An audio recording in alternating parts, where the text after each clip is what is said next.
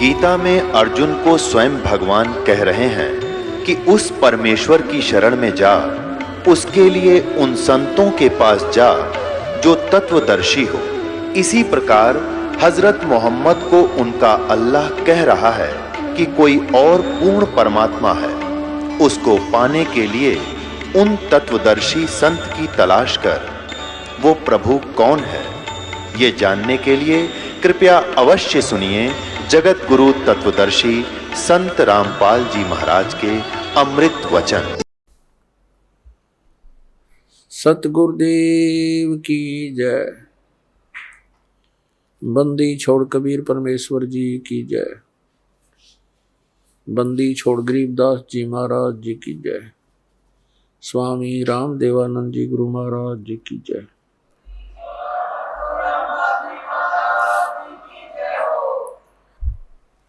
गरीब नमो नमो सतपुरुष को नमस्कार गुरु की नहीं। सुर नर मुनि जन साधुआं संतों सर्वस्ती नहीं। सतगुरु साहेब संत सब डंडो तुम प्रणाम। आगे पीछे मध्य हुए तिनको जा कुर्बान। नराकार निर्विषम काल जाल व्यंजनम निर्लेपम निज निर्गुणम अकल अनुबेशम दुनम। सोहम सुरति समाप्तम सकल समाना निर्तल। उज्ज्वल हिरंबर हरदमम बेपरवा अथा है वार पार नहीं मध्यतम। ग्रीब जो सुमर सिद्ध होई गणनायक गलताना। करो अनुग्रह सोई पारस पद परवाना। आदि गणेश मनाऊं गणनायक देवन देवा। चरण कमल लो लाऊं आदंत करूं सेवा। परम शक्ति संगीतम रिद्धि सिद्धि दाता सोई। अवगत गुण अतीतम सतपुरुष निर्मोही। जगदम्बा जगदीशम मंगल रूप मुरारी। तन मन अर्पों शीशम भक्ति मुक्ति भंडारी। सुर नर मुनि जन ध्यावे ब्रह्मा विष्णु महेशा। शेष शेष मुख गावे पूजे आदि गणेशा। इंद्र कुबेर सरीखा वरुण धर्म राय धामे। समर्थ जीवन जी का मन इच्छा फल पावे। 33 कोटि आधारा जावे शेष 88। उतरे बहुजल पारा कट है यम की फांसी। 33 कोटि आधारा जावे शेष 88। उतरे बहुजल पारा कट है यम की फांसी। कर जोरूं विनती करूं धरूं चरण पर शीश। गुरु जी राम देवानंद जी महाराज ने दियो नाम बख्शीश।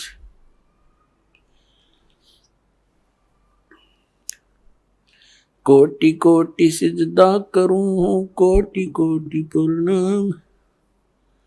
चरण कमल में राखियो मैं बंदी जाम गुलाम। कुत्ता हूँ गुरुदेव का रामपाल दास का नाम। गले प्रेम की जेवड़ी आँखें चोहा जाऊं। तो करो तो बावड़ू दूर दूर करो तो जाऊं। जो रखो तो ही रहूं जो देवो सो खाऊं।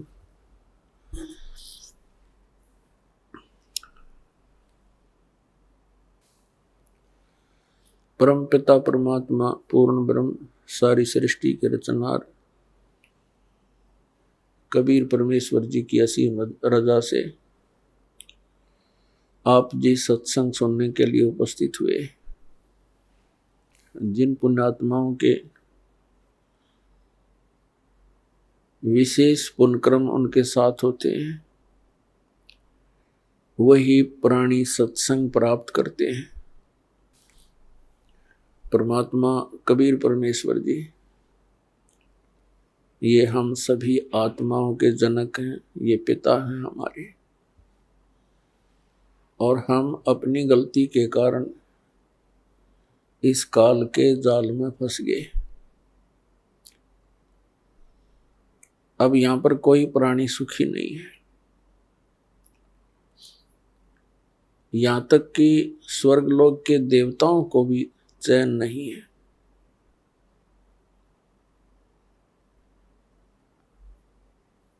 फिर हम यहां रह किस लिए रहे हैं?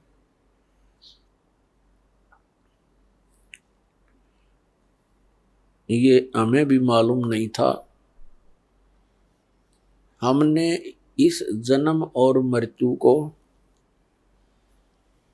और संतानों उत्पत्ति और परवरिश को, इनके पालन लालन को, विवाह को, बस इसी काम को अंतिम मान रखा था कि हमारा इतना ही कर्तव्य है, ये पूरा होने के बाद हमारी भले ही मृत्यु हो जाए।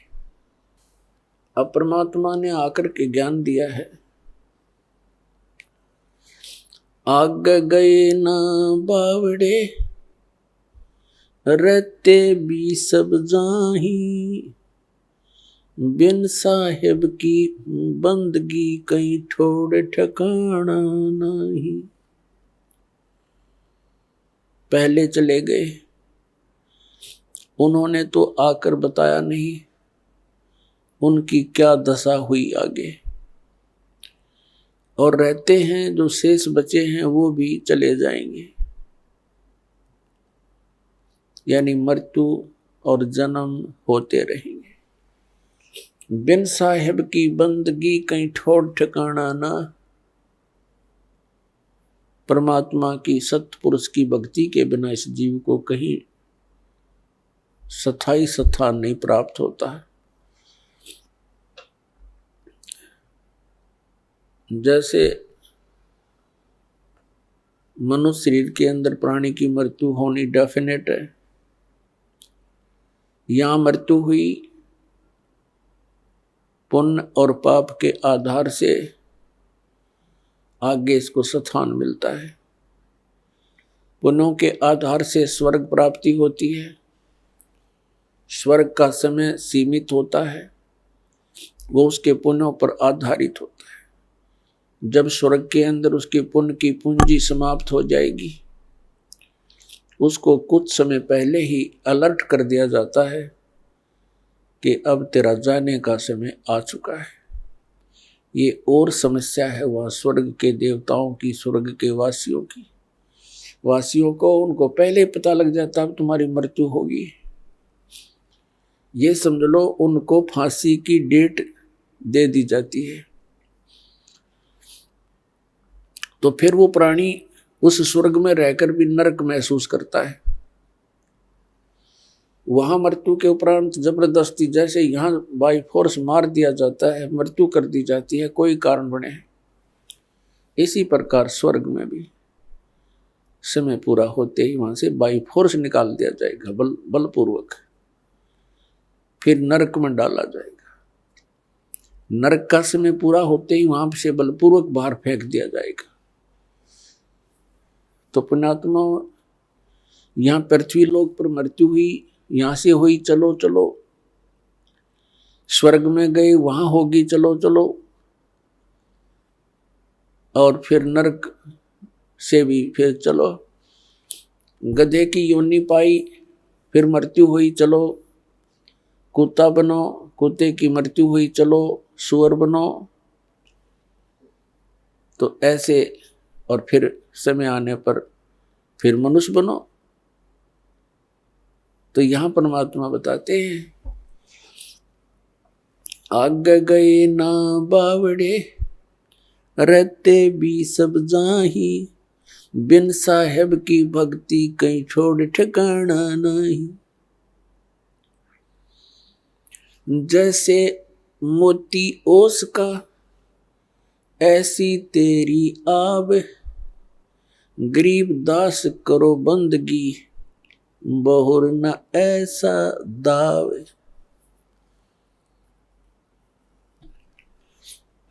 अब क्या बताते हैं, आपका मानव शरीर ऐसा है जैसे सुबह सुबह ओस गिरती है घास पर, कांटों पर, पत्तों पर, और सूर्य उदय होते ही 1 घंटे के अंदर उसका नामो निशान नहीं होता। तो यहां बताते हैं परमात्मा, गरीबदास साहिब जी कहते हैं परमात्मा से प्राप्त ज्ञान को जैसे मोती ओस का, ऐसी तेरी आव, तेरी आयु ऐसी है, और गरीबदास कर बंदगी बहुरनी ऐसा दाव। अब दाव कैसा है, मनुष्य शरीर एक दाव लगा हुआ है आपका, और इस दाव को चूक गए फिर बहुत लंबा कार्य प्रारंभ हो जाएगा। 84 लाख योनियों में भ्रम भटक कर कष्ट उठा करके फिर कभी मानव शरीर प्राप्त होगा तो यही क्रियाएं फिर हम करते रहेंगे। तो पुण्यात्माओं, परमेश्वर ने बताया है, सुखदेव ने 84 भुगती बना पजावे खरवो, तेरी क्या बुनियाद पुरानी, तू पेंडा पंथ पकड़वो। सुखदेव जैसे ऋषि ने भी 84 लाख योनियों के कष्ट उठाए, और बना पजावे खरवो, खरमा ने गधा, कुम्हार के पुजावे पर यानी उस कीलन पर जहां ईंटें पकाई जाती हैं और जहां पर बर्तन पकाए जाते हैं उसको पुजावा बोलते हैं, पुजावा यहाँ की भाषा में। और खरमा ने गधा, ऐसे ऋषियों की भी ये दुर्गति यहाँ हो रही है। तो परमात्मा कहते हैं, तेरी क्या बुनियाद पुरानी, तू पेंडा पंथ पकड़े। वो पेंडा माने वो मार्ग, कौन सा मार्ग, जिससे ये 84 लाख योनियों की ये बर्मणा, ये कष्ट, जन्म और मृत्यु समाप्त हो जा। उस मार्ग को पकड़, उस ज्ञान को ग्रहण कर। उसके लिए श्रीमद् भगवत गीता अध्याय नंबर 4 के श्लोक नंबर 32 में कहा है कि अर्जुन, जो मैंने अभी आपको ज्ञान सुनाया, अध्याय नंबर 4 के श्लोक 25 से लेकर 30 तक, जिसमें कहा गया है कि कोई तो देवताओं की पूजा करते हैं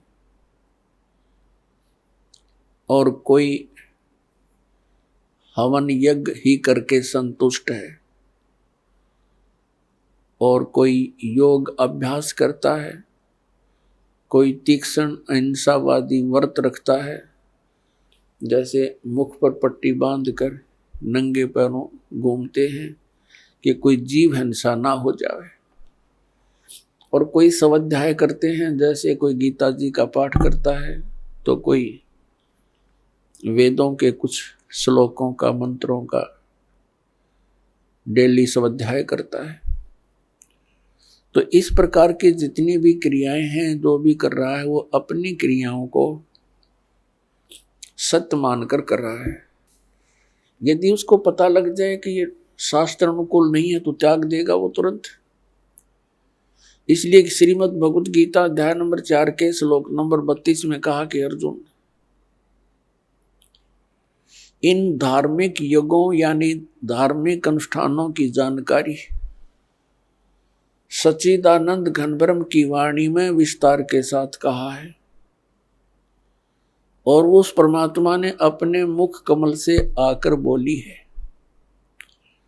उस सच्चिदानंद घनब्रह्म की वाणी में यज्ञों की जानकारी, यज्ञ माने धार्मिक अनुष्ठानों की, क्रियाओं की जानकारी विस्तार के साथ कही गई है, वो तत्व ज्ञान है। चौथे अध्याय के 33वें श्लोक में कहा कि अर्जुन, इस द्रव्य में यज्ञ की अपेक्षा ज्ञान यज्ञ श्रेष्ठ है। द्रव्य यज्ञ क्या होता है? जैसे देखा देखी कहीं भंडारे कर दिए, गंगा के किनारे कहीं कंबल बांट दिए, कहीं और क्रियाएं जैसे कोई धर्मशाला बनवा दी। अब क्या बताया है कि इस द्रव्य यानी धन से, पैसे से होने वाले जो अनुष्ठान हैं, इनकी अपेक्षा ज्ञान यज्ञ श्रेष्ठ है। तो ज्ञान यज्ञ तत्व ज्ञान यानी सत्संग है। सत्संग वो तत्व ज्ञान है जो सब सदग्रंथों के अनुकूल हो, वो तत्व ज्ञान है। और वो ज्ञान परमात्मा ही आकर देता है। ज्ञान, अध्यात्म, यथार्थ ज्ञान परमात्मा स्वयं ही आकर प्रदान करता है। बाकी तो जीव संज्ञा के प्राणी हैं, जीव संज्ञा में हैं, वो अपने अपने अनुभव अटकल लगाते रहें, लेकिन यथार्थ ज्ञान परमात्मा ही बता सकता है। अपने द्वारा रची हुई सृष्टि को स्वयं ही वो ठीक ठीक विस्तार के साथ बताता है, ऐसा वेदों में प्रमाण है। तो वो तत्व ज्ञान है जो सच्चिदानंद घन ब्रह्म यानी पूर्ण परमात्मा कबीर देव ने अपनी कबीर वाणी के अंदर जो ज्ञान बताया है, वो तत्व ज्ञान है।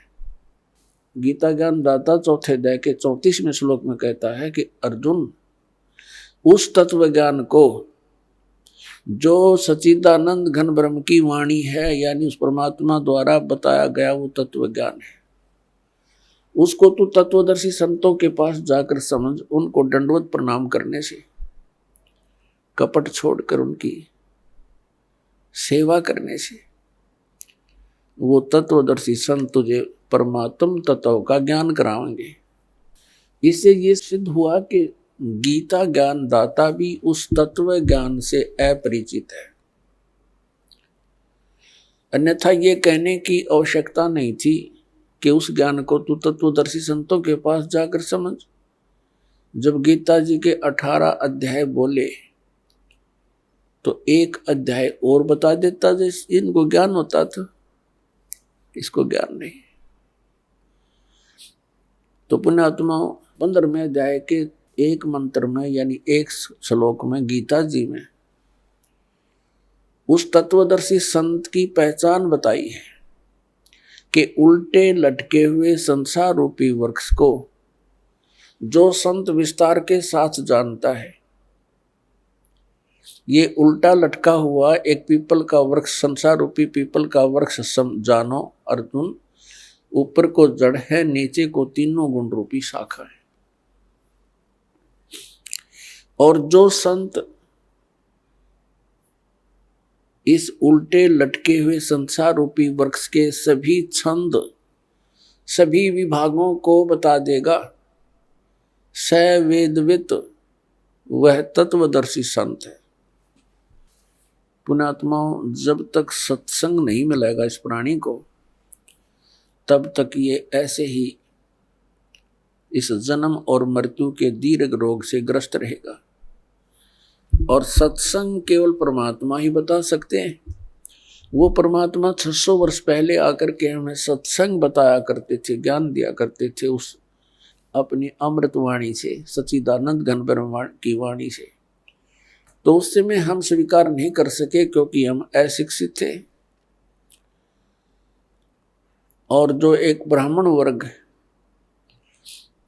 शिक्षा का अधिकारी था, उनकी बुद्धि वहां तक पहुंच नहीं पाई क्योंकि वो काल भगवान से प्रेरित रहे और परमात्मा का विरोध करवा दिया, ये कहकर कि कबीर अशिक्षित है, ये संस्कृत भाषा नहीं जानता है, ये ऊट पटांग बोल रहा है, ये झूठ बोल रहा है। परमात्मा कहा करते थे, गुण तीनों की भक्ति में ये भूल पड़ो संसार, कहें कबीर निज नाम बिना कैसे उतरो पार। तीन देव की जो करते भक्ति, उनकी कदे ना होवे मुक्ति। आज से लगभग 600 वर्ष पहले ये शब्द बोलना कि तीन देवता ब्रह्मा विष्णु महेश जी की जो भक्ति करते हैं उनका कभी मोक्ष नहीं हो सकता।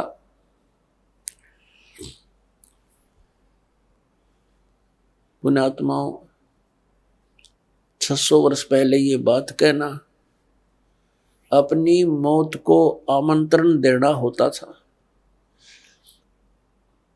अपनी मौत को निमंत्रण था। लेकिन वो तो अविनाशी थे, वो तो परमात्मा थे, और उन्होंने उस समय ये शब्द बोले थे। और ऐसा घोर विरोध किया था उस मालिक की। उन लीलाओं को जो पढ़ते हैं आंखों से आंसू नहीं सूखते। ऐसे जुल्म गुजारे थे उस परम पिता के ऊपर, हमारे भगवान अपने पिता के ऊपर। अब जो विरोध कर रहे थे वो भी उसी के बच्चे, ब्राह्मण, काजी, मुल्ला, उसी परमात्मा के बच्चे हैं। उस परमेश्वर ने किसी को भी दुराशीष नहीं दी, नहीं तो वो समर्थ शक्ति एक पल में अगर इन दूसरों वो हमारे पिता ना होते तो उनको बहुत कुछ दंड दे देते, ऐसा दे देते पूछो मत।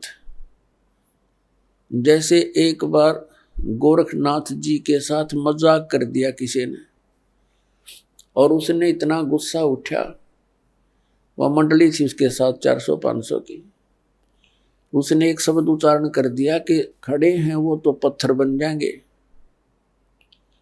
और बैठे हैं वो सिद्ध। खड़े ज्यादा थे, बैठे थोड़े, तो खड़े जितने खड़े थे वो सब पत्थर की मूर्तियां बन गई। तो ये तो समर्थ हैं, कुछ भी कर सकते थे, लेकिन अपना पिता अपने बच्चों का अहित नहीं कर सकता, चाहे उसको वो कुछ भी कितना दुखी कर ले।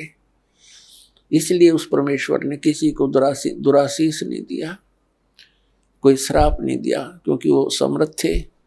उनको मालूम है कि ये मेरे ही बच्चे काल की भांग पी के मेरे शत्रु बन गए। उस समय अपनी समर्थता का प्रमाण दिया। इसी सत्य कहने के कारण उस परमात्मा को जेरे कुएं में डाल दिया। एक बहुत पहले 200-200 फुट नीचे गहरा जल होता था कुओं में, और जेरा कुआं वो होता था जो नीचे से उसका पानी खत्म हो जाता था और काफी गहरा हो जाता था। उसमें डाल दिया। ऊपर से झाड़, बोझड़े, कांटेदार छड़े, कंकर, पत्थर, रेत से भर दिया। एक शेख तकी नाम के एक जलील व्यक्ति ने, वो मुसलमान था, मुसलमान राजा दिल्ली का बादशाह सिकंदर लोदी था, और शेख तकी उसका धार्मिक पीर था, सिकंदर लोदी राजा का। मुसलमानों को इकट्ठा कर लेता था, राजा के सामने नारे लगवा देता था, राजा पब्लिक को देखकर घबरा जाता था, और फिर वो मनमानी सजा दिया करते थे। कबीर परमात्मा कुएं में डाल दिया, भर दिया पूरा, और कुछ देर के बाद वो गए सिकंदर लोधी के पास। परमात्मा कबीर देव जी राजा के पास उनके महल में एक कमरे में विराजमान मिले, क्योंकि वो समर्थ थे, वो पूर्ण ब्रह्म हैं, वो समर्थ हैं। लेकिन उनकी लीलाओं को देखा जाता है, पढ़ते हैं तब रोंगटे खड़े हो जाते हैं। हमारे पिता हमारे हित के लिए आए थे, हम उनके शत्रु बन गए। तो उस समय हम अशिक्षित थे। अब परमात्मा ने सबसे पहले ये रजा बख्शी, हमें शिक्षित करवाया। पुण्यात्माओं 5500 वर्ष तो कलयुग बीत गया, और उससे पहले जालिए कितना समय 3 युग गए। केवल एक ब्राह्मण वर्ग ही शिक्षा का अधिकारी था और कोई शिक्षा नहीं ग्रहण करता था, क्योंकि यह शिक्षा अच्छी नहीं है, यह बेईमान बनाती है प्राणी को। ये पाप करने से फिर हिचकता नहीं है व्यक्ति। यह शिक्षा गई ब्राह्मण समाज में। इस शिक्षा को इन्होंने रोजी रोटी का धंधा ही बना लिया और पाप के भागी बनने लगे। अब शिक्षा आ गई सब समाज में। कितने चतुर बन गए हम भले ही ऊपर से कितने शिष्ट नजर आते हों, सुंदर कपड़े पहन के बढ़िया कोई ठिकार लेके, अंदर से कति खोखे और खोखले हुए पड़े हम। हमारे विचार वो नहीं रहे जो हमारे दादे और परदादा के हम देखा करते थे। कितनी इंसानियत थी उनके अंदर। अब पुण्यात्माओं, हम जैसे वर्तमान के मानव से भी हमारा पाला पड़ा है, और आज से 55 वर्ष 50 वर्ष पहले जब हम कुछ जानने योग्य हुए, वो समय भी हमने देखा है। उस समय में और आज में दिन और रात का अंतर हो गया। इतनी गिरावट आ गई हमारी मानसिकता के अंदर, हमारे शिष्टाचार के अंदर। इसका कारण ये शिक्षा ही है। आप ऑफिस में जाते हो, किसी भी कार्यालय में, वहां भी इंसान है। बाहर पंक्ति में खड़ा वो भी इंसान है। कोई दया धर्म नाम की चीज नहीं रह रही। खाएं जाओ धक्के, गिड़गिड़ाएं जाओ उनके सामने, रहम रहा नहीं। 10 रुपये दे दे तो काम कर दे, नहीं तो खाओ धक्के। तो ये जलालत हमको किसने सिखाई? इस शिक्षा ने सिखा दी। और क्या करते हैं फिर उस पैसे का? हम कोठी बनाते हैं, बंगला बनाते हैं, कार खरीदते हैं, और फिर घर में कोई ना कोई ऐसी समस्या, कोई दुर्घटना हो जाती है, कोई बीमारी लग जाती है। उस सारे पैसे को फिर हम ऐसे ही, वो पैसा तो रहता नहीं, व्यर्थ हो जाता है। कोठी बना दी, मृत्यु होगी। आप गधा बनकर कुम्हार के घर मिट्टी ढो रहा है और कोठी वहां खड़ी है, चाट ले उस कोठी को।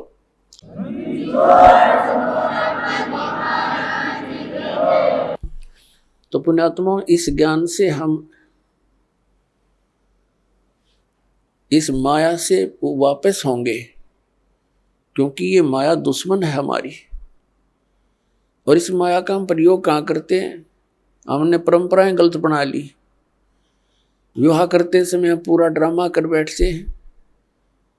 पता नहीं किस किस प्रकार से हम अपने इन क्रियाओं को जो एक सिंपल वे से करनी चाहिए थी, हम ड्रामा बना रहे हैं।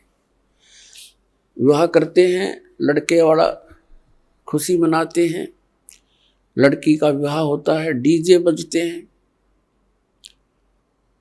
अरे ब्याह 2 बच्चों का होना है, और परमात्मा ने कर रखा होता है, क्योंकि संयोग भगवान ही जोड़ के भेजता है, जीव नहीं जोड़ सकता, या भूल है इसकी। तो अपने सिंपल से वे से ब्याह करें। बच्चों का नाता ही तो जोड़ना है, वचन से जुड़ता है। ठीक है भी, हमारे आपका बेटा पसंद है, वो कह दे भी हमारे आपकी लड़की पसंद है, दोनों बच्चों का विवाह मंजूर हुआ ना, हो गया ब्याह। और इसमें कितनी देर लगे थी? अब हमने देखा,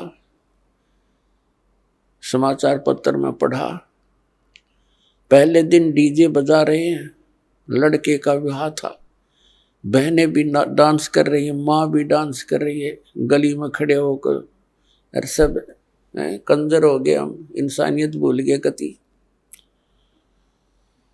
अगले दिन क्या होता है कि विवाह के लिए जा रही थी बारात, रास्ते में दूल्हे वाली कार टकरा गई एक ट्रेल लेते हैं, दूल्हा मर गया, साथ में और बैठे थे 6-7 वो मर गए। पहले दिन तो खुशी मना रहे थे, अगले दिन टक्कर मार कर रो रहे हैं। तो इस काल के लोक में और हम बकवाद करें, इसलिए कर रहे हैं क्योंकि हमने भांग पी रखी है, नशा हो रहा हमारे। नशा उतर जाएगा जब ये चीज आपने ऐसी दुश्मन दिखाई देंगी जो ड्रामा हम करते हैं। एक समय नानक साहिब जी के पास भक्त कोई व्यक्ति चले गए और कहा, महाराज जी आप ऐसे रहते हो खोए खोए से, आप कभी खुश नजर नहीं आते, आपका चेहरा ऐसा रहता है जैसे महादुखी प्राणी होया करे, और आप तो महापुरुष हो, आपको काहे की टेंशन है। तब नानक साहिब जी ने कहा, भी ना जाने काल की कर डारे और किस विध ढल जा पासावे, और जिन आते सरते मौत खुड़क दी उन्हां केड़ा हासावे। अब ना जाने कब के बिजली गिर जा, एक सेकंड का भरोसा नहीं, एक सेकंड का। और हम फिर भी यहां फूले नहीं समाते। तो ये हमारी इस अज्ञान का ही कारण है, और इस भांग जो हमने पी रखी है माया की, इसका प्रभाव है। ये सत्संग से, परमात्मा की भक्ति से ये एंटीबायोटिक है, इस भांग का नशा तार देंगे, उतर जाएगा। ये उतरने के बाद देखना फिर कितना आपका वजन हल्का होगा, आपकी रुचि नहीं रहेगी कितने सांग सिनेमा देखने की। आपने सोचोगे क्यों समय बर्बाद किया, या तो मालिक की चर्चा चलेगी, या सत्संग सुनने दिल करेगा, या फिर अपनी सुबह शाम दोपहर की क्रियाएं, और फिर मंत्र दिन में इतना बिजी शेड्यूल हो जाएगा आपका, बकवाद करने का समय कौन मिले। और कभी समय मिलेगा तो रुचि नहीं बन सकती, क्योंकि आत्मा स्वीकार करे नहीं, बहुत दिन हो गए इसने ये बकवाद करती ने, इसका कुछ भी हाथ नहीं लगा। तो पुण्यात्माओं, हमने अपने सिर पर आप वजन घना रख लिया है। सबसे पहले तो हमने इस विवाह के ऊपर खर्चा कति बंद करना पड़ेगा। फिर हम कोठियां बनाते हैं, सिंपल मकान बनाओ, ठीक है, जिसके पास 2 पैसे हैं वो भी अपना हिसाब का ही मकान बनावे, लोग दिखावा नहीं करें। तो उसमें हमें भक्ति में ज्यादा समय मिलेगा, हमारी टेंशन खत्म होगी। अब जैसे हम त्योहार मनाते हैं, अब जब तक ज्ञान नहीं था तब तक हम कुछ भी मना लेते, अब ज्ञान हो गया कति रुचि नहीं बनती।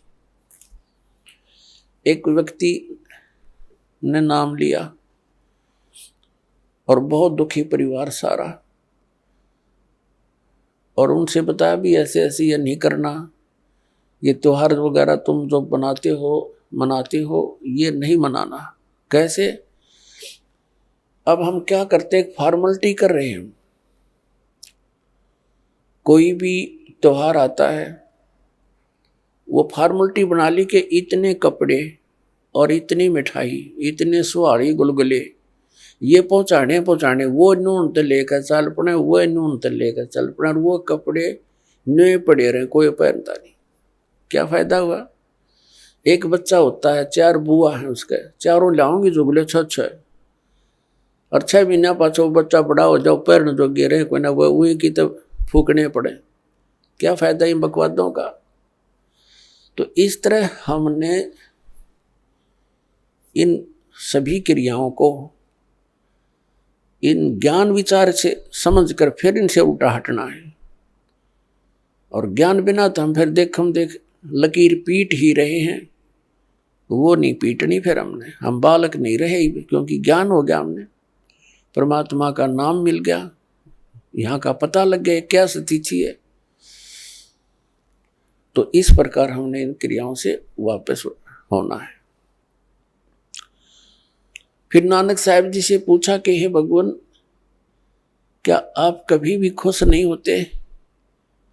तब उन्होंने कहा कि साध मिलने साढ़े साधी होंदी और बिछड़ दें दिलगिरी वे, अख दे नानक सुनो जहाना मुश्किल हाल फकीरी वे। साध मिले साढ़े साधी होंदी, भक्तों से हमारा मिलन होता है। मेरे बच्चे जो मेरे शिष्य हैं ये मेरे पास आ जाते हैं सत्संग के समय, तो हमारे एक विशेष खुशी होती है। हमारे यह शादी है, ये विवाह है हमारा, आत्मा का विवाह परमात्मा से होता है। कहते साध मिले साढ़े साधी होंदी और विछड़ दें दिलगिरी वे। जब ये यहाँ से सत्संग सुनकर जाते हैं तब मुझे फिर उदासी छा जाती है। क्यों छा जाती है? कि ये बच्चे परमात्मा के हंस इस ज्ञान से कुछ परिचित हुए हैं और अब ये जा रहे हैं उन लोगों के बीच में जो परमात्मा के ज्ञान से अपरिचित हैं। और कहीं ये बच्चे अपना नियम भंग करके और उन लोगों के विचारों को सुनकर अपनी दिशा ना बदल लें, ये नाम से वंचित ना हो जाए। और जब ये वापस आ जाते हैं एज इट इज, तो मुझे खुशी होती है कि मेरी फसल में कीड़ा नहीं लगा। तो कहते हैं साध मिले साढ़े साधी होंदी और बिछुड़ जा दिलगिरी वे, अख दे नानक सुनो जहाना या मुश्किल हाल फकीरी वे। ये भक्ति बहुत मुश्किल बना दी इन अज्ञानी संतों और महंतों, आचार्यों और शंकराचार्यों ने।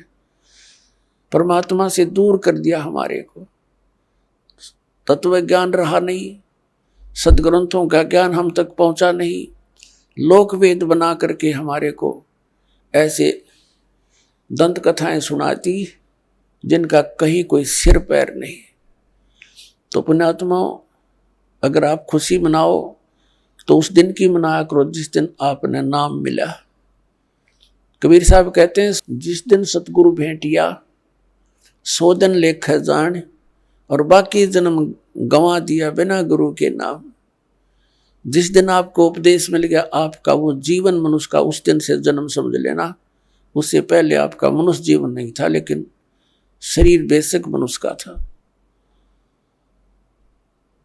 जा दिन सतगुरु भेंटिए सो दिन लेख जान, बाकी समय व्यर्थ गया तेरा बिना गुरु के नाम। तो पुण्यात्माओं, परमात्मा की कृपा से आपको ये सत्संग मिला है, तो सबसे पहले मालिक ने हमारे को शिक्षा देनी पड़ी और इस शिक्षा के बिना हम भगवान को पहचान नहीं सके थे। उनको मालूम था कि ये खूब बिगड़ेंगे, शिक्षा होते ही ये खूब अवाम उड़ेंगे, वैज्ञानिक पाक गए बना के परमात्मा गॉड गिवन मटेरियल पर अनुसंधान करके ये भगवान से दूर करने लग गए, आप भी होने लगे।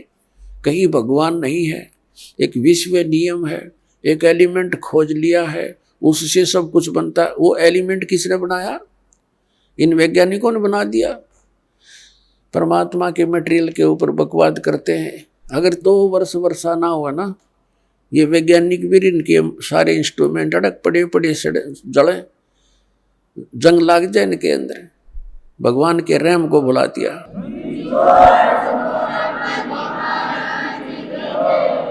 भगवान से कोसों दूर कर दिया हमारे को, और क्या बनाया इन्होंने? परमाणु बम बना लिया अपना नाश करने के लिए। है तेरा गजब है। और पुण्यात्माओं, ये इंटरनेट और ये प्रोजेक्टर, टेलीविजन, ये परमात्मा का दिया हुआ ज्ञान है, जीव सत्र का नहीं है। कि किसी का भूल हो कि मनुष्य बना दे ऐसे आइटम। परमात्मा कबीर जी ने उनको बुद्धि देकर के ये बनवाया है। और किस लिए? आज के दिन के लिए, इस समय के लिए, कि एक जगह मेरा ज्ञान चला करेगा, करोड़ों बच्चे मेरे एक टाइम पर सुना करेंगे और प्रत्यक्ष प्रमाण देखा करेंगे। प्रोजेक्टर बनवा दिए, दास यहाँ दिखाता, आप वहां बैठे प्रमाण देख रहे हैं, टीवी के ऊपर देख रहे हैं, घर घर बैठा परमात्मा संदेश भेज रहा है।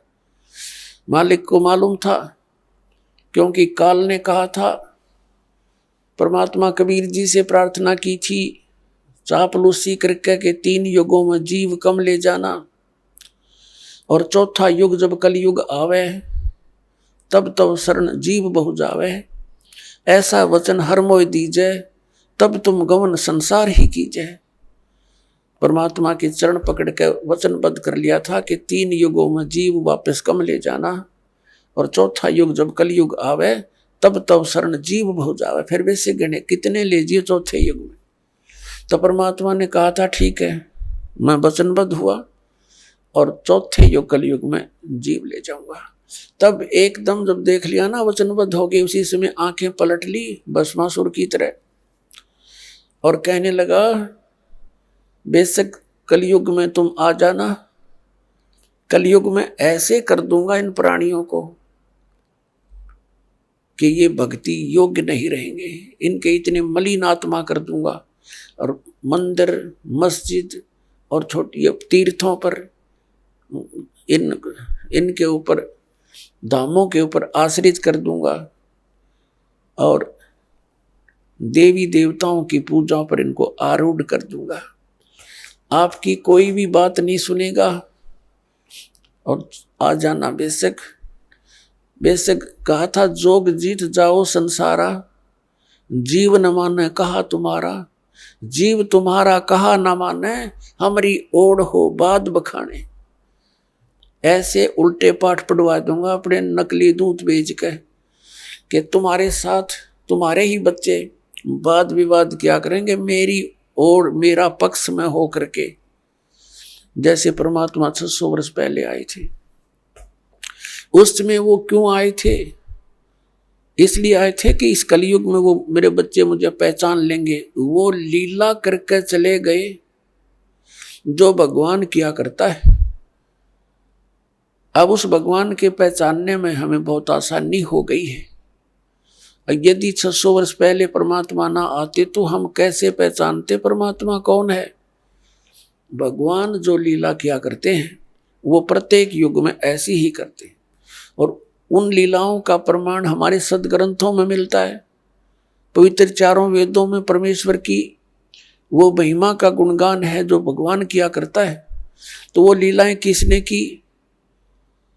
वो 600 वर्ष पहले बनारस में, काशी शहर में, भारतवर्ष के इस पावन धरती पर आए थे, दुल्हा रूप में, धानक रूप में रहे थे 120 वर्ष। वो कबीर परमात्मा, उन्होंने वो लीलाएं की हैं जो वेदों में प्रमाण है जिनका। तो who is God? Kabir is God.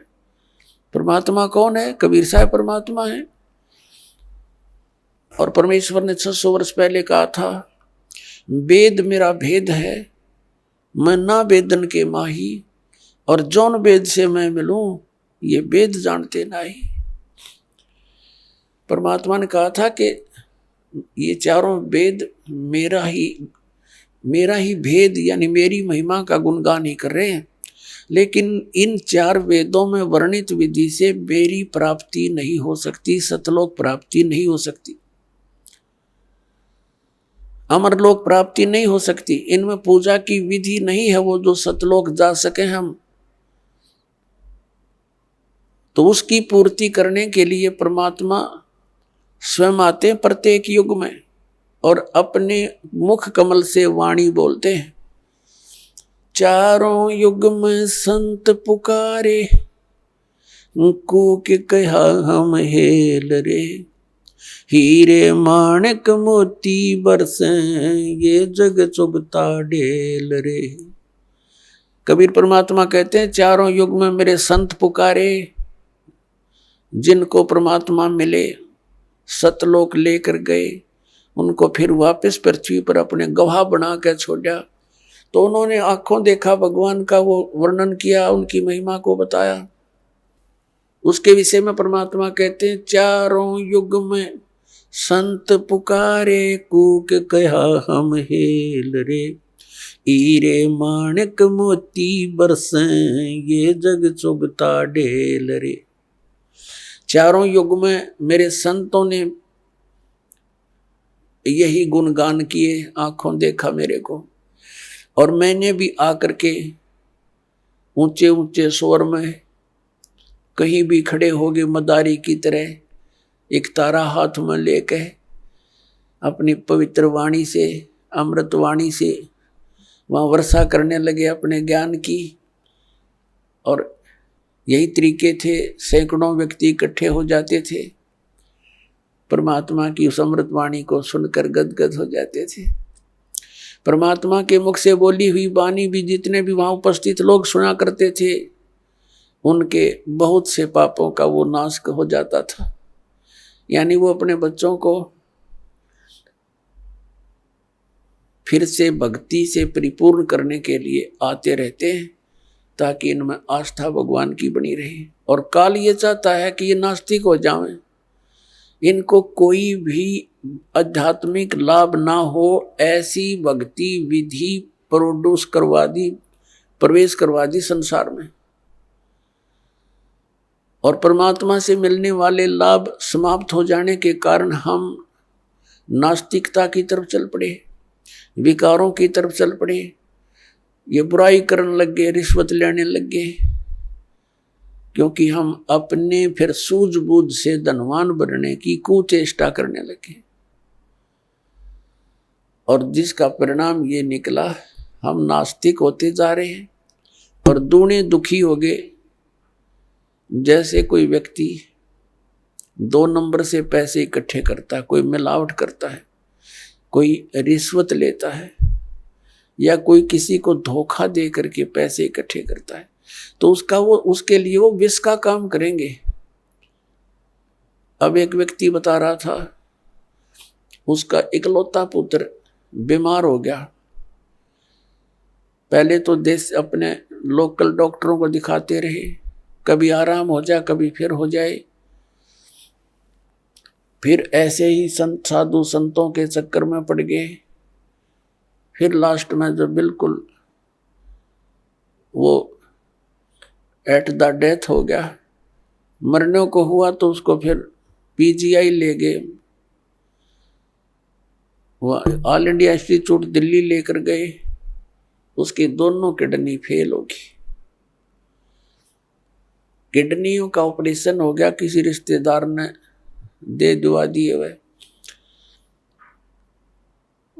तो फिर क्या हुआ, वो लड़का स्वस्थ हो गया। पैसे लग गए लगभग 3 लाख से ऊपर। आज से लगभग 30 वर्ष पूर्व की बातें हैं। उस समय 3 लाख की बहुत की, आज के तो 30 लाख और उस समय के 3 लाख, इतना वो था, अंतर है अब की। उस समय जो पैसे की वैल्यू थी। तो उसने क्या बताया कि मेरा लड़का स्वस्थ हो गया और पैसा इतना लग गया कि कर्जा हो गया।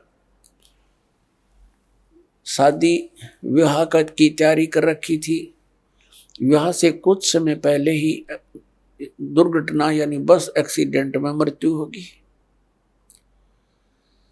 अब वो इस सत्संग को सुनकर आंखों से आंसू निसूख रहे थे उस व्यक्ति के, और अपने आप को कोस रहा था कि मुझे तो थोड़ी सजा मिली भगवान, मैं इतना नीच व्यक्ति था। अपने बच्चे को सुखी करने के लिए, इसको कार और कोठियों में देखने के लिए मैंने इतनी ऐसी गलतियां की कि अब मेरा कलेजा फटकर आता है।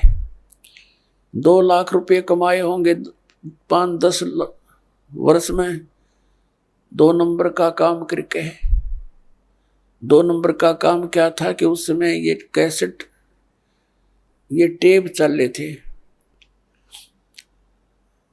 टेप रिकॉर्डर से चले थे, और उनकी जो रिफल होती थी वो कैसेट, वो कहता मुझे 2 रुपए में पड़ा करती, सारी थोक का बाला करता तोल के भाव से, और वहाँ बना कर नकली और ओरिजिनल कवर के अंदर भर देता था। मुझे 2 रुपये में पड़ा करती वह सारी, और मैं 32 रुपये में बेचा करता, और वो जाते टूट जाती, मेरे पास आते मैं फेंक देता, मैं क्या करूं। और आज मुझे वह सजा सही मिल गई। तो पुण्यात्मा, अब उसको बताया गया, सत्संग में बताया जाता है कि जो पैसा आपने 2 नंबर से कमाया वो पैसा तो रहा नहीं, आपके पास क्या रहा, वो पाप रह गए जो आपना भी भोगने शेष है, और पैसा चला गया।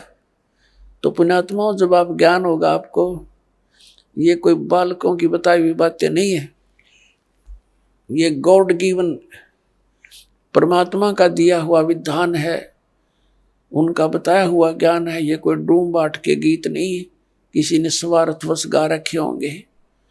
परमार्थी परमात्मा ने, सतपुरुष कबीर साहब ने आकर ये विधान बताया है कि बच्चों, तुम विष खाना छोड़ दो, यदि यहाँ भी सुखी रहना चाहते हो जब तक तुम्हारा जीवन शेष है।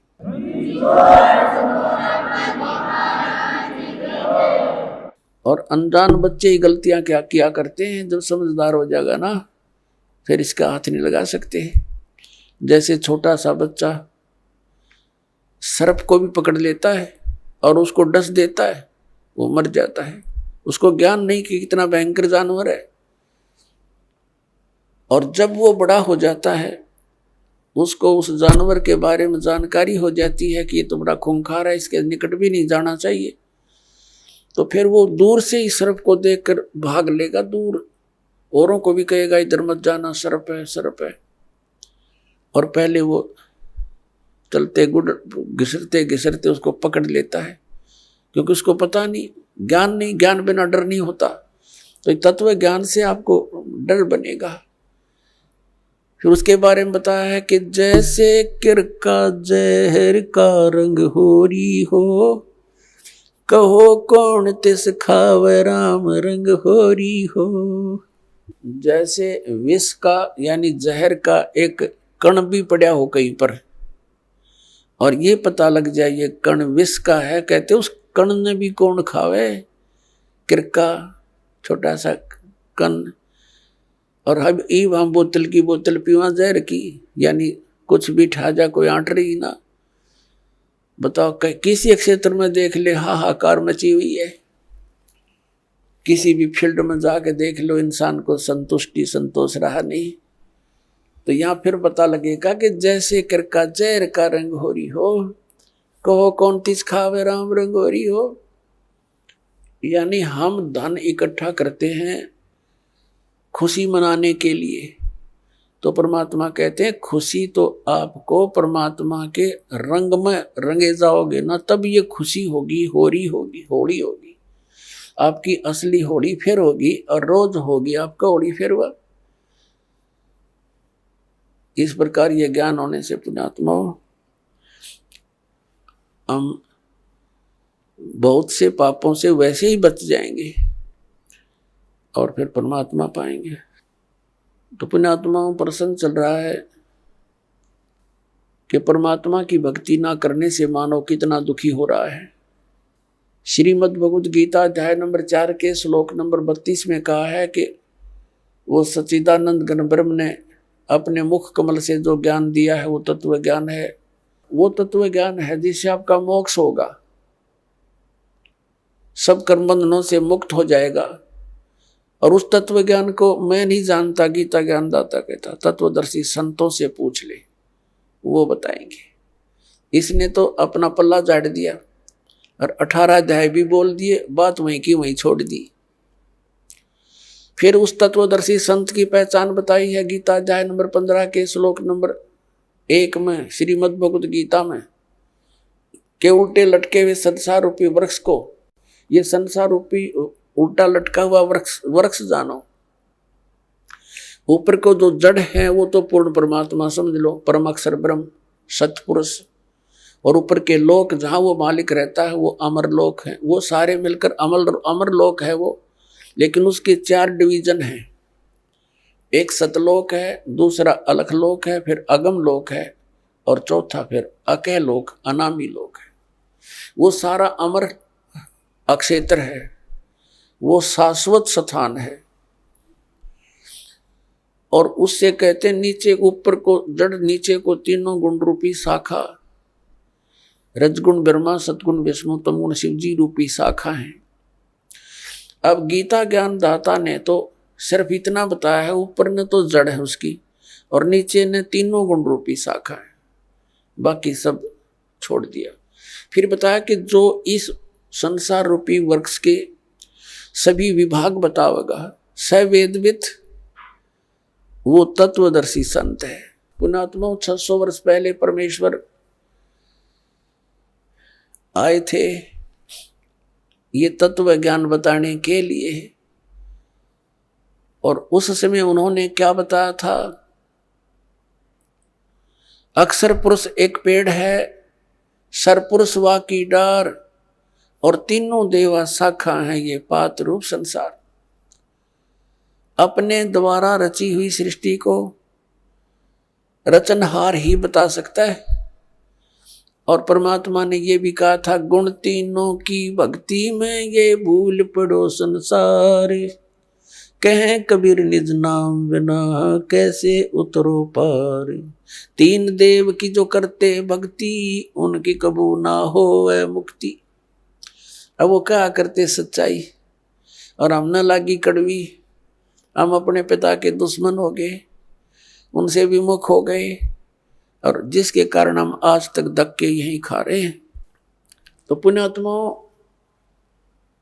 जिस ज्ञान को न तो गीता ज्ञान दाता जानता, और वो ज्ञान परमात्मा ने 600 वर्ष पहले कबीर जी ने बोल कर अपनी अमृतवाणी में लिखवा रखा है, जिसको ये अशिक्षित बतावे थे। तो पुण्यात्माओं, ये भी एक विशेष रजादाता की, क्योंकि वो तो परमात्मा है, और परमात्मा का कोई भी जो क्रिया है, कोई भी कार्य है, उसमें कोई त्रुटि नहीं हो सकती। यदि उस समय वो दाता ब्राह्मण वर्ग में आ जाते और थोड़ी बहुत कोई संस्कृत भी सीख लेते और ज्ञान यही बता देते, तो हम ये नहीं मान सके थे ये भगवान थे। हमने तो सोचा इनका समझ में आ गई होगी और ब्राह्मणा का ही ना होगी, ये भगवान नहीं है। अब क्लियर हो गया, जो अशिक्षित अक्षर ज्ञान जानता नहीं, और वो ज्ञान बता रहा है जो वेदों और हमारे पुराणों में लिखा हुआ है। और हमारे धर्म गुरु आचार्य शंकराचार्य, ब्राह्मण, ऋषि, महर्षि, संत और महंत, इनको कख नहीं पता उन पुराणों और वेदों और गीता का। तो who is God? Kabir is God.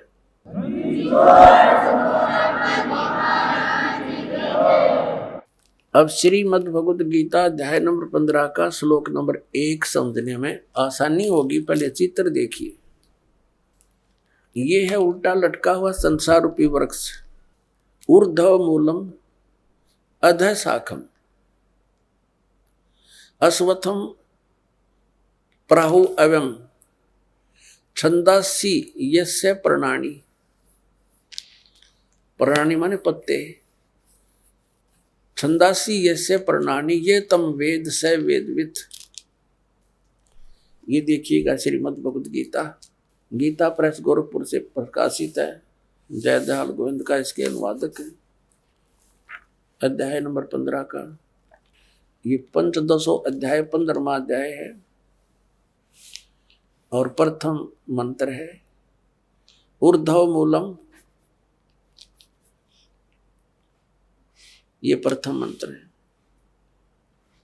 ऊर्ध्व मूलम अधः शाखम अश्वत्थम प्राहु अव्यम छंदासी यस्य प्रणानी ये तम वेद स वेदवित। वेद माने जानना भी होता है, और वेद ये चारों वेदों का भी बोधक है। ऊर्ध्व माने ऊपर को, मूलम माने जड़, और नीच अधः माने नीचे को, शाखाएं। अश्वत्थम प्राहु अव्यम, ये संसार रूपी पीपल का वृक्ष अविनाशी कहा गया है। छंदासी यानी इसके विभाग, छंद इसके पत्ते, प्रणानी इसके पत्ते, ये जो हैं ये पत्ते आदि इसके विभाग हैं। और ये तम वेद, इन सब को जो जानता है स वेदवित, वह वेद के तात्पर्य को जानने वाला है। इनका पढ़िएगा।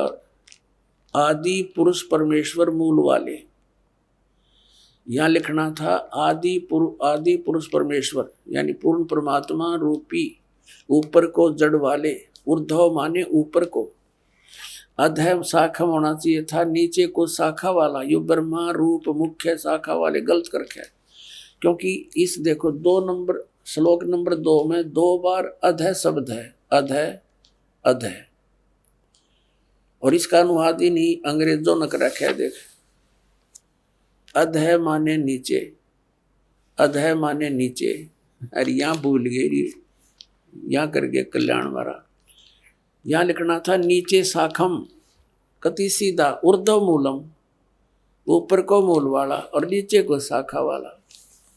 ये संसार रूपी, इस संसार रूपी पीपल के वृक्ष को अविनाशी कहते हैं। वेद जिसके पत्ते कहे गए, इन छंद माने वेद लिखे, ये देखा कल इनकी छंदासी यानी विभाग हैं जिसके ये पत्ते आदि, और इन सब को, इस संसार रूपी वृक्ष को जो पुरुष मूल सहित यानी जड़ से लेकर पत्तों तक तत्व से जानता है, स वेदविद। संस्कृत भी पढ़ लो, यह कोई लंबी चौड़ी बात ना जीवते, हमने ध्यान ना दिया था इसकी ओर। स माने वह है, वेदविद माने वेद के तात्पर्य को जानने वाला, यानी तत्वदर्शी संत है वो, जो इसके सारे विभाग जानता है। तो वो कौन है, किसने बताया ये ज्ञान? कबीर परमेश्वर ने 600 वर्ष पहले, और रामानंद जी को जब उन 4 वेदों का ज्ञाता माना जाता था महर्षि रामानंद जी, और पुराणों को कंठस्थ याद कर रखा था। बाल ब्रह्मचारी और 104 वर्ष का हो गया था डले ढोते ने, जब परमात्मा में लेते और सतलोक दिखाकर वापस छोड़ा था अपनी सतीथि से परिचित करा कर, जब कहा था तुम साहेब तुम संत हो, तुम सतगुरु तुम हंस, गरीब दास तेरे रूप बिना और न दूजा अंश। तुम साहेब तुम संत हो, तुम ही साहेब माने परमात्मा हो, और तुम ही वास्तव में जो आपके अंदर गुण है एक संत, तुम ही वो संत हो, और तुम ही सतगुरु हो। सतगुरु माने सच्चा ज्ञान देने वाले। तो अब देखिएगा, ये उल्टा लटका हुआ संसार रूपी वृक्ष है। परमात्मा ने बताया था अक्सर पुरुष एक पेड़ है जो जमीन से बाहर दिखाई देता है, वो पोर्शन उसको वृक्ष बताते हैं, कहा जाता है। ये समझ लो एक वृक्ष है, और ये तना ये अक्षर पुरुष है, इसको परब्रह्म भी बोलते हैं। इतना पोर्शन समझो इस संसार रूपी वृक्ष का, और इसे एक मोटी डार निकली है, वो सरपुरुष है। ये अक्षर पुरुष, ये सरपुरुष, ये सरपुरुष, ये इतना डा है। इसके फिर 3 शाखा होगी। ये तीनों देवा शाखा हैं भाई, पाते रूप संसार। अक्षर पुरुष एक पेड़ है, निरंजन वाकी डारे। सरपुरुष को निरंजन भी कहते हैं, ज्योति निरंजन काल। सरब्रह्म भी कहते हैं इसको, सरपुरुष भी इसी का, काल ब्रह्म भी। ये तो डार है। और तीनों देवा शाखा हैं भाई, पाते रूप संसार। ये अमृतवाणी परमात्मा की। कबीर अक्षर पुरुष एक पेड़ है, निरंजन कहो, सरपुरुष कहो, वाकी डार, और तीनों देवा शाखा हैं, ये पात रूप संसार। अपने आत्माओं, परमात्मा कहा करते 3 देव की जो करते भक्ति, यानी भक्ति का अर्थ होता है इष्ट रूप में मान के उन पर आश्रित हो जाना, उनके अतिरिक्त और किसी की पूजा नहीं करते, यानी इष्ट रूप में मानकर जो साधना की जाती है उसके हम भक्त कहलाते हैं।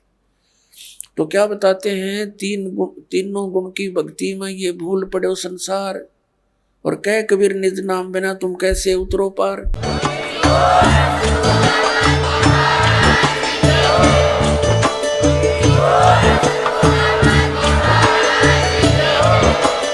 आप सुन रहे थे जगत गुरु तत्वदर्शी संत रामपाल जी महाराज जी के मंगल प्रवचन। अधिक जानकारी के लिए विजिट कीजिए हमारी वेबसाइट www.jagatgururampalji.org। संत रामपाल जी महाराज जी के शुभ आशीर्वाद से पूरे विश्व भर में 500 से भी ज्यादा नाम दीक्षा केंद्र हैं, जिन पर संत रामपाल जी महाराज जी द्वारा ऑनलाइन निशुल्क नाम दीक्षा दी जा रही है। अपने नजदीकी नाम दीक्षा केंद्र का पता करने के लिए संपर्क करें 8222880541।